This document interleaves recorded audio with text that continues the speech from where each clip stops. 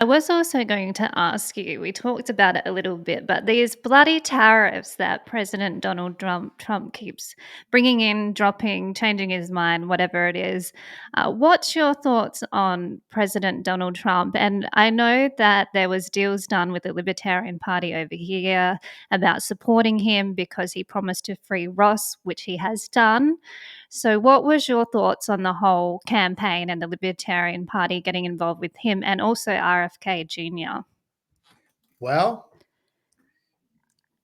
I voted for Trump in 2016. I did because I was not a fan of Gary Johnson.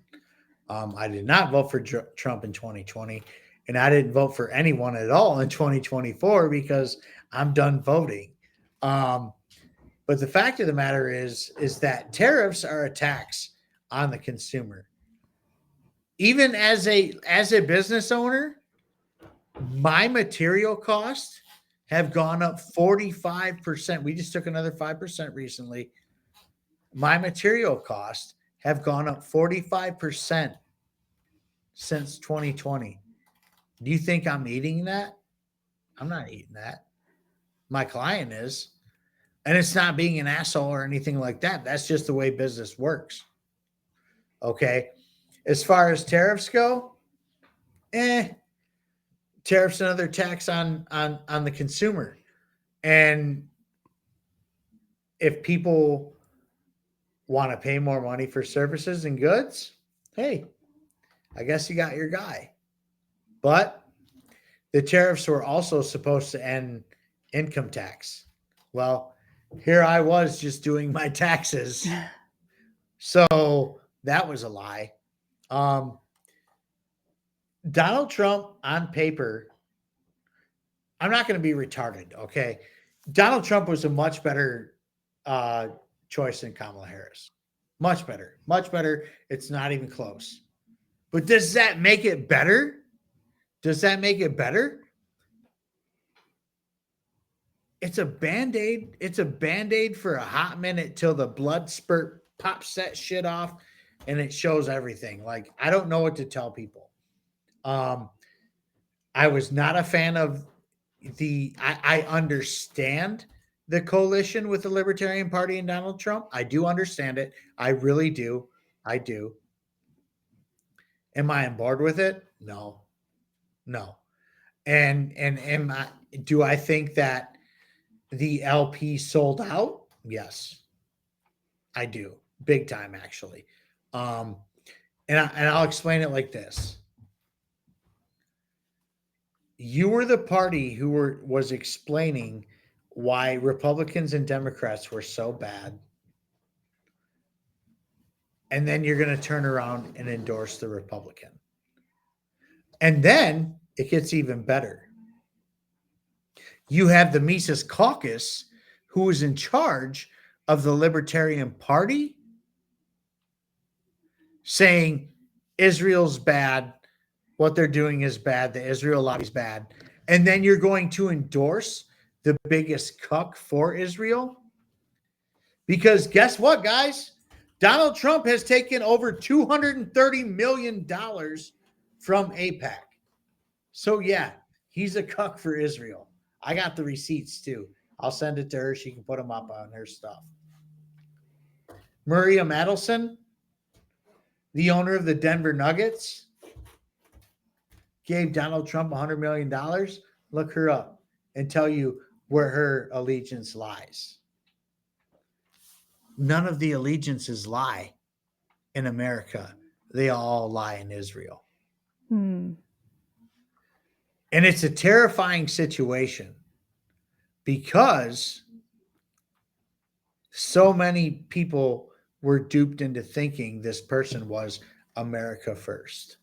We're gonna, we're gonna deport all the bad people. Like for somebody like you, his program should be terrifying. Like, are you here on a visa? Are you here on Yes.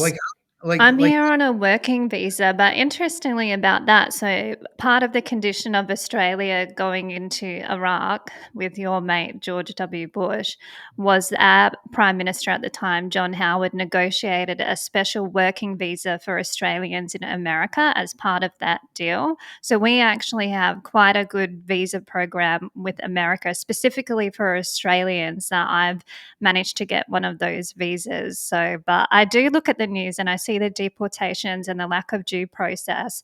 And I'm just hoping I'm a law abiding citizen here. I don't want to leave. I'm so grateful to be here. And I respect the fact that I'm in another country, but this is a country that I want to call my home. I align with the values so much more than where I'm from.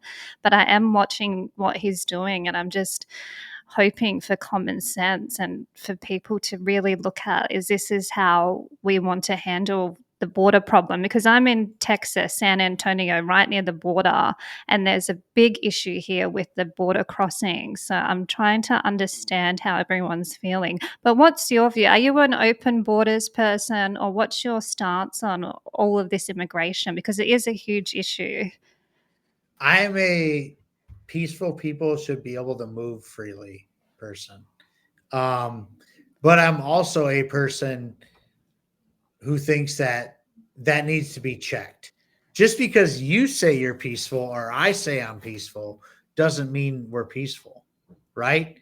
So I believe in background checks to say, like, but it's a simple check. Like, you could be like, hey, this person's wanted in Guatemala. Okay, you can't come here.